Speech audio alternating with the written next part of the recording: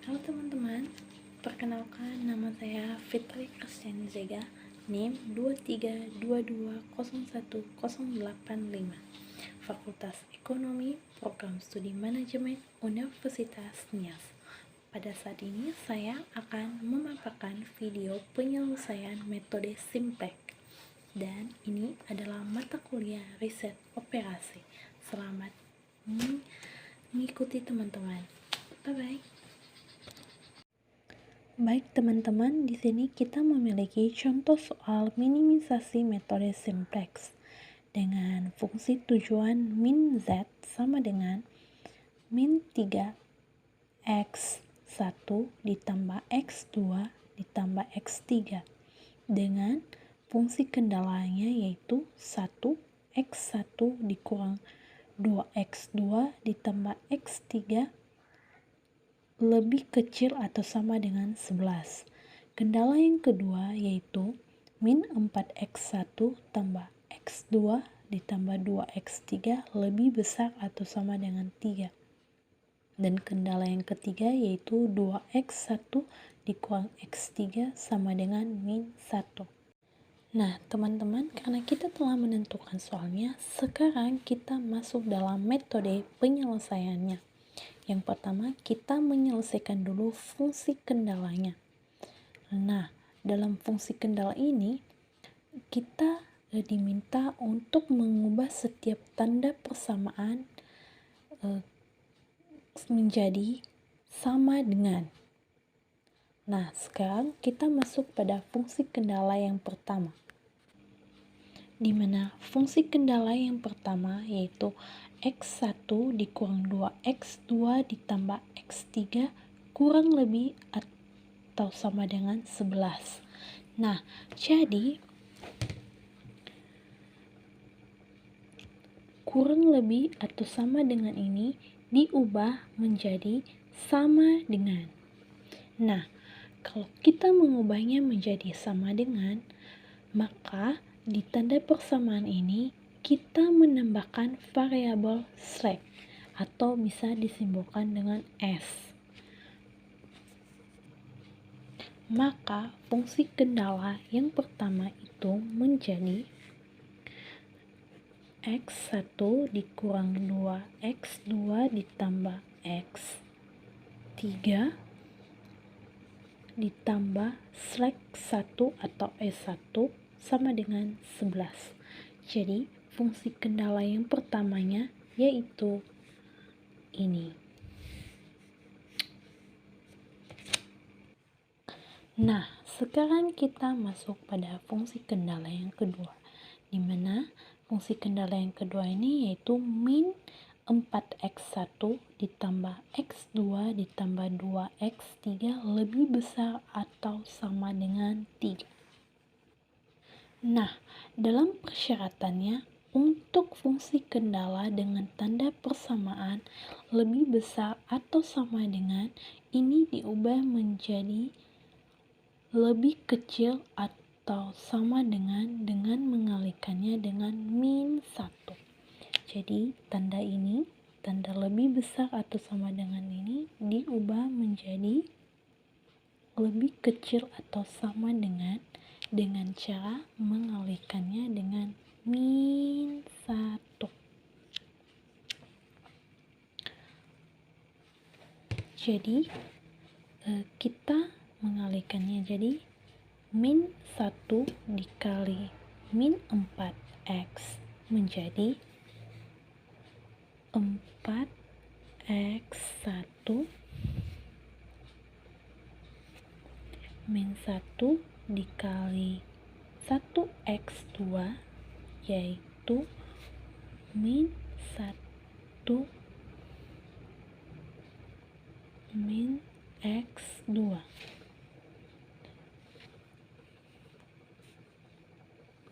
min 1 dikali dengan 2x3 menjadi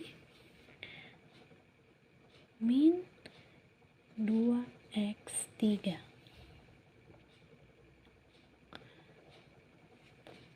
kurang lebih atau sama dengan 3. Nah, teman-teman, sekarang tandanya sudah menjadi kurang lebih atau sama dengan 3.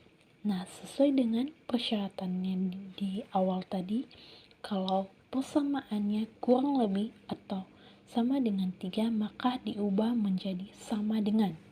Jadi, tanda ini diubah menjadi sama dengan persyaratannya ditambah variabel slack atau S. Jadi hasilnya teman-teman 4x1 dikurang x2 dikurang 2x3 ditambah slack 2 atau S2 sama dengan min 3. Oh ya, min 3 ini tadi min 3 ya teman-teman, karena min 1 dikali dengan 3 yaitu min 3, positif kali negatif, negatif.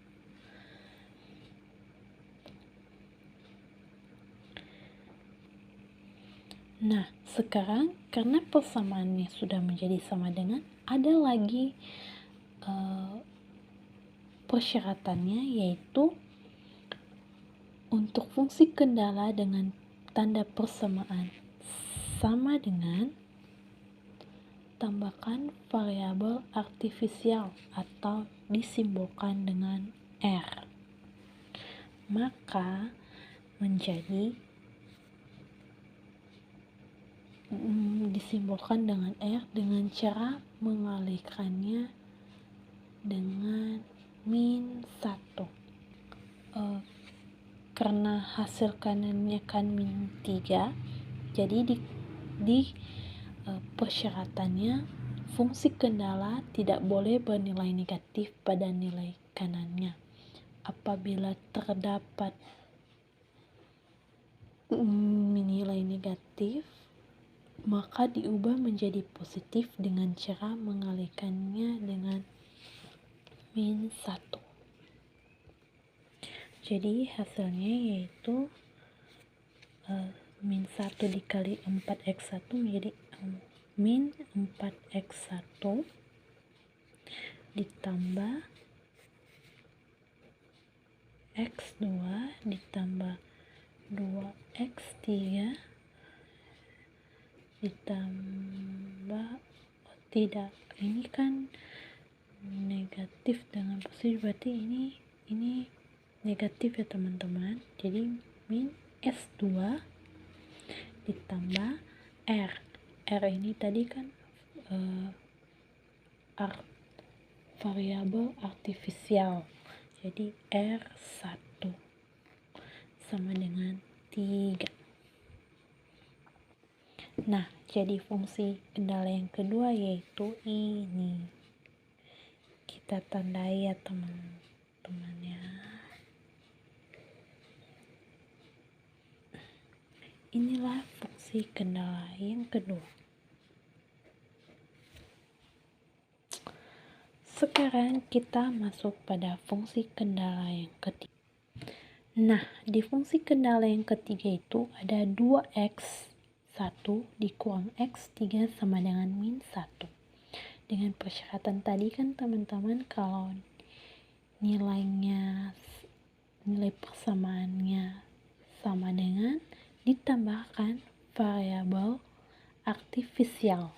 Jadi ini karena ada itu ditambahkan R2, karena tadi kan ada R1, jadi sekarang R2. Nah, dengan ada juga persyaratannya, yaitu fungsi kendala tidak boleh bernilai negatif pada nilai kanannya. Apabila terdapat, maka diubah menjadi positif dengan cara mengalihkan dengan min 1, yaitu ini kan min 1, jadi kita mengalihkannya dengan min 1. Jadi min 1 dikali 2x1 menjadi min 2x1 ditambah x3 ditambah R2 sama dengan 1. Jadi, inilah fungsi kendala yang ketiga. Kita tandai ya teman-teman. Nah, teman-teman, karena kita telah menentukan fungsi kendalanya, maka sekarang kita mengubah fungsi tujuan Z atau min Z yang tadi. Nah,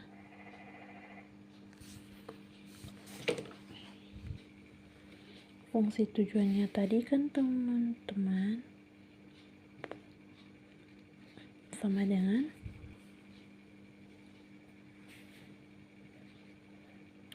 min 3x1 ditambah x2 ditambah x3.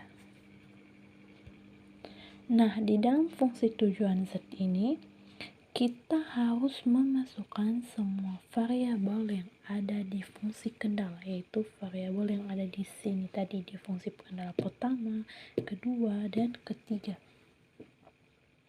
Nah, fungsi tujuan Z tadi kan min 3x1 ditambah x2 ditambah x3. Nah, teman-teman, kita masuk pada fungsi tujuan Z. Yaitu, ini hasilnya teman-teman. Nah, nilai min 3x1 ditambah x2 ditambah x3 itu kan nilai dari fungsi tujuan. Nah, kalau 0s1 tambah 0s2 ini tambah mr1 tambah mr2 adalah nilai variabel-variabel dari kendala pertama, kedua, dan ketiga. Nah, nilai 0s1 tambah 0s2 ini dihilangkan karena sudah tidak memiliki hasil lagi.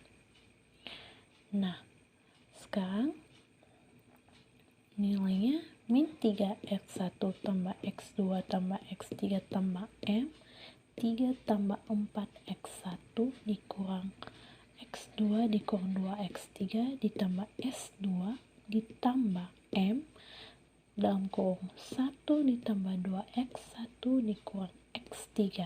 Nah, teman-teman pasti bertanya nilai M ini dengan ini dengan ini diambil di mana? Itu adalah nilai R1 dan R2, yaitu nilai ini. Nilai ini di fungsi kendala kedua dan nilai di fungsi kendala yang ketiga. Nah, kenapa tanda-tandanya berubah? Karena mereka pindah ke ruas kanan.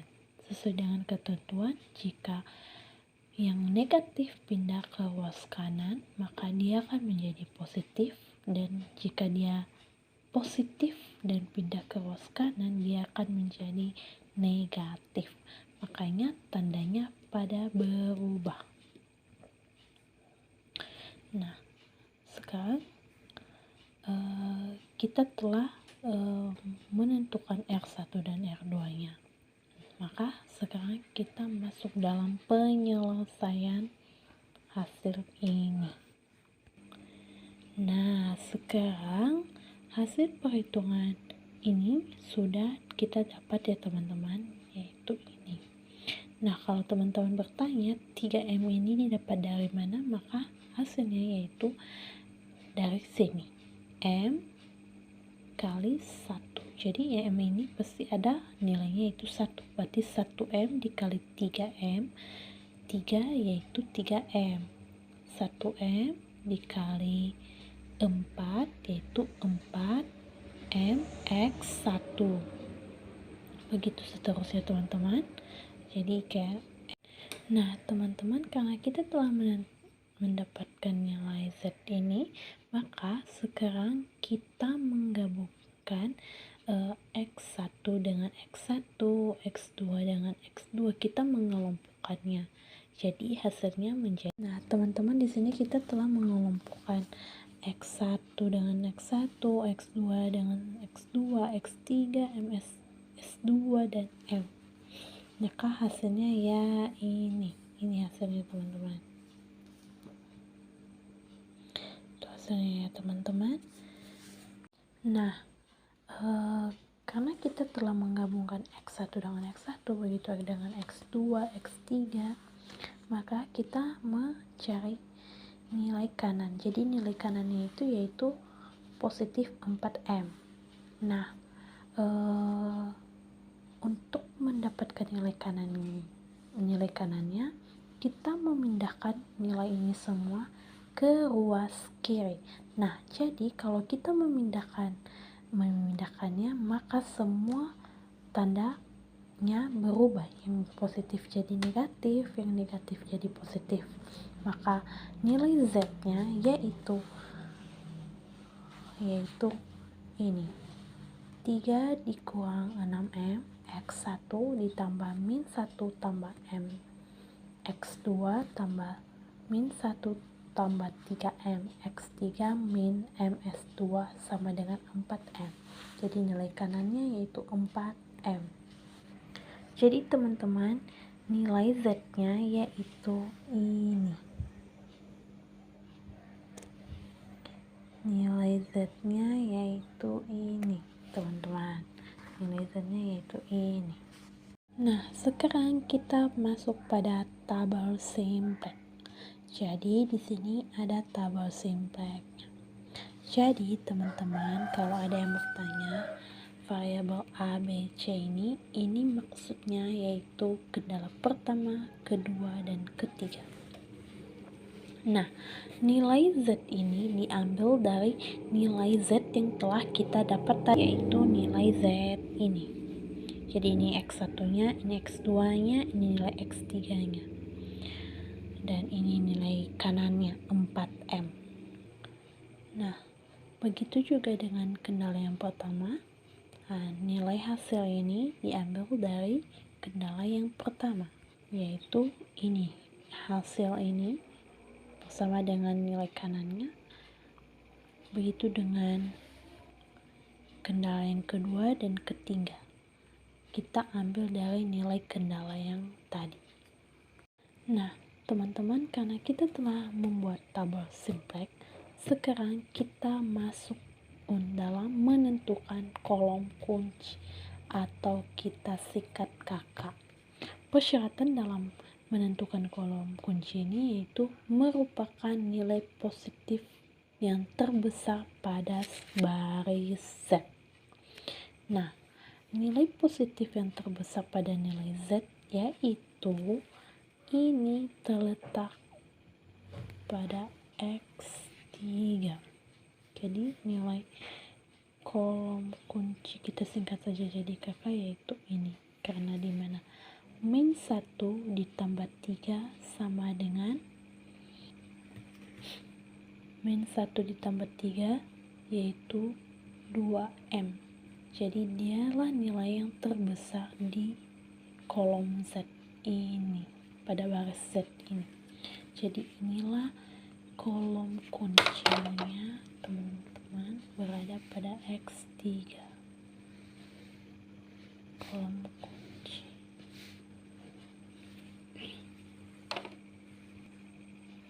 Nah, karena kita telah menentukan kolom kunci, sekarang kita menentukan baris kunci atau BK. Maka untuk menentukan baris kunci ini merupakan nilai indeks positif yang terkecil.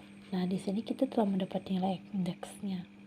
Kalau teman-teman bertanya nilai indeks ini dapat dari mana, nilai indeks ini dapat dari nilai kanan dibagi dengan kolom kunci.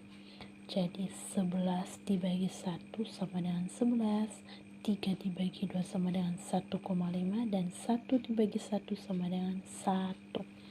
Jadi untuk menentukan BK tadi yaitu indeks positif yang terkecil. Jadi yang terkecil di indeks ini yaitu ini.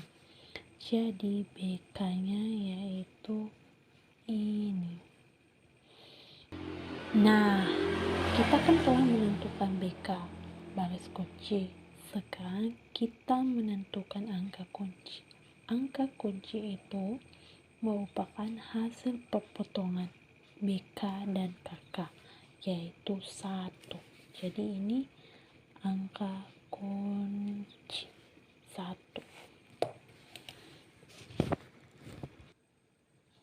Nah, karena kita telah menentukan angka kunci, maka sekarang kita membuat baris baru kunci. Dan itu kita membuat tabel yang baru, yaitu langkahnya kita membuat tabel baru dengan cara mencari baris baru khusus pada baris kunci dengan menggunakan rumus nilai BK. Nilai ini dibagi dengan angka kunci nilai ini, maka nilai BK-nya ditulis di sini. Dan untuk hasil Z, kendala pertama, kendala kedua kita cari. Nah, untuk mengisi nilai baris-baris yang kosong ini pada BBK, kita menggunakan nilai baris lama, yaitu nilai KK dikali dengan nilai BBK, yaitu nilai ini tadi, nilai yang ini. Nilai KK dikali dengan nilai BBK. Ini kan nilai BBK. Nilai baris baru kunci. Nah, untuk mengisi kolom ini yaitu dengan rumus nilai baris lama KK dikali dengan nilai BBK.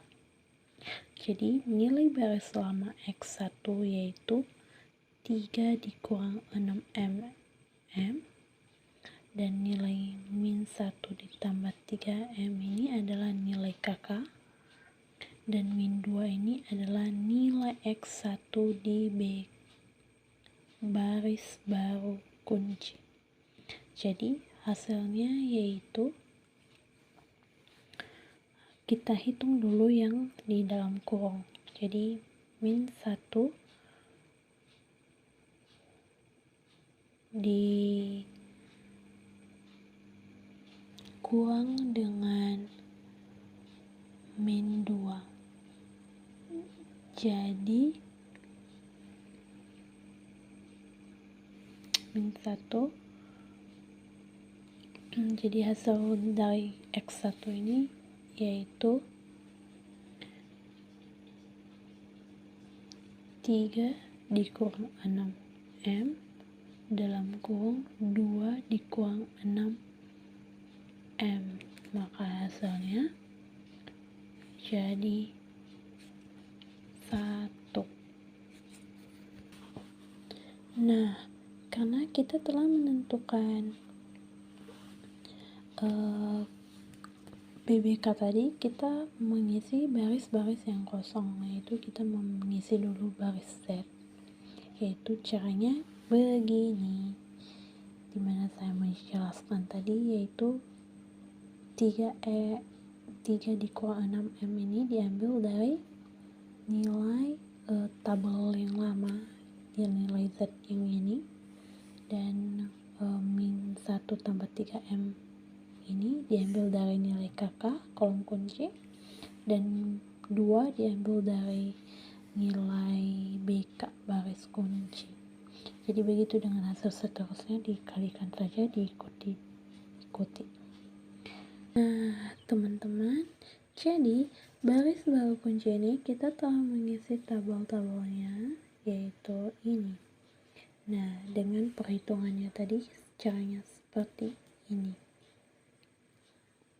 Teman-teman, di tabel ini dengan ketentuannya tadi dulu, untuk mendapatkan nilai Z ini yaitu nilainya semua harus positif, tapi di nilai Z ini kita masih mendapatkan nilai yang negatif. Jadi kita kembali menghitungnya balik, menyelesaikan balik, dan yang pertama kita masuk lagi untuk mencari kolom kunci. Kolom kunci ini tadi kan nilai positif yang terbesar pada nilai Z. Nah, nilai kolom kuncinya yaitu ini lagi kolom kunci yang barunya, yaitu nilai uh, positif yang terbesar di baris Z, yaitu ini kolom kuncinya lagi, dan kita mencari BBK-nya, baris baru kuncinya, yaitu ini teman-teman.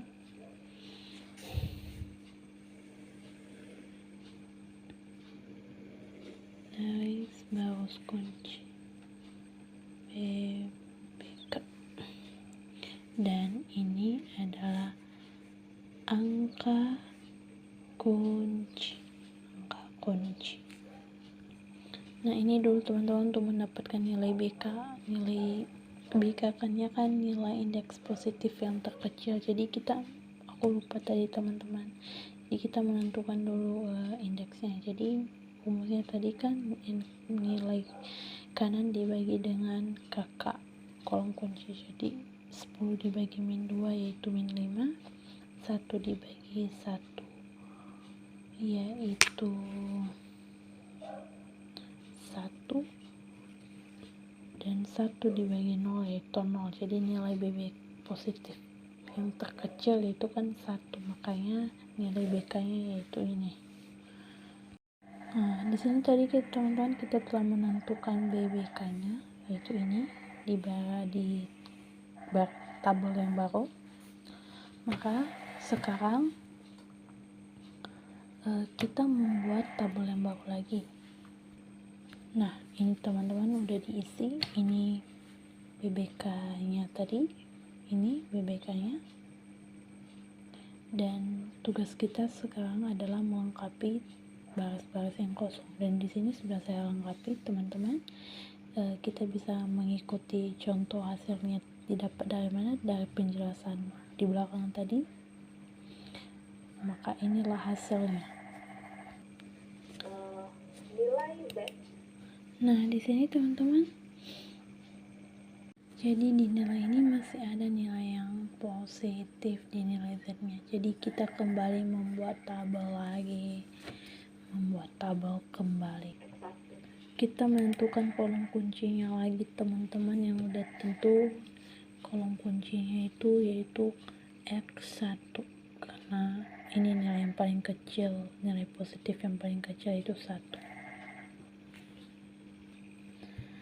Nah, sekarang kita mencari lagi baris kunci dengan rumusnya, yaitu merupakan nilai indeks positif yang terkecil. Dengan nilai indeksnya ini dari nilai kanan dibagi dengan kakak, berarti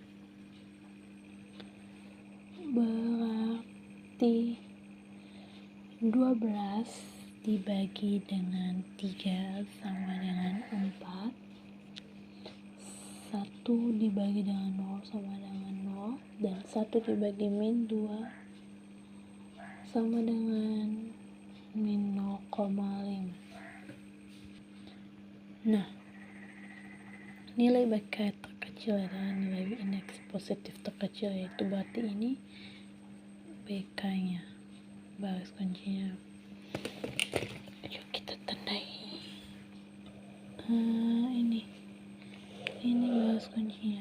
Jadi yang 3 ini menjadi angka kunci.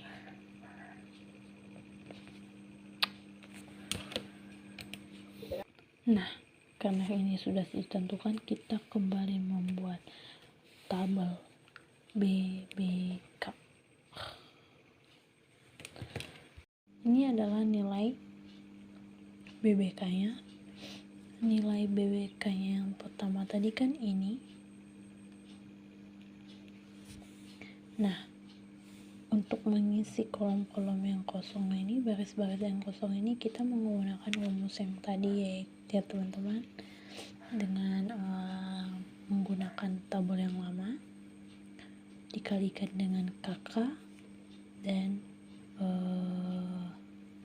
dikalikan dengan kolom kunci. Itu nanti penjelasan yang di belakang. Maka hasilnya yang begini.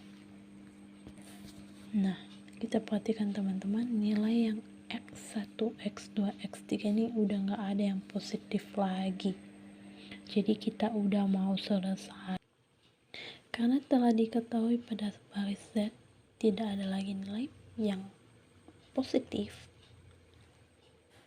maka dapat dinyatakan telah optimal, di mana telah diketahui yaitu Z-nya yaitu min 2, X1 yaitu 4, X2 yaitu 1, dan X3 yaitu 9. Nah, hal ini dapat dibuktikan dengan mensubstitusi pada nilai Z, yaitu dimana tadi soalnya yaitu Z sama dengan min 3 X1 tambah X2 tambah X3 menjadi min 3 X1 nya tadi 4 tambah X2 nya 1 X3 nya 9, min 12 dikurang 10, jadi Z nya yaitu 2. Nah, jadi min 2 dan Z tadi min 2. Jadi hasilnya telah optimal. Jadi kita berhasil, teman-teman. Baik teman-teman, begitulah penjelasan dari saya. Jika ada yang masih belum kurang dimengerti, masih ada kesalahan, tolong dimaafkan. Bye bye.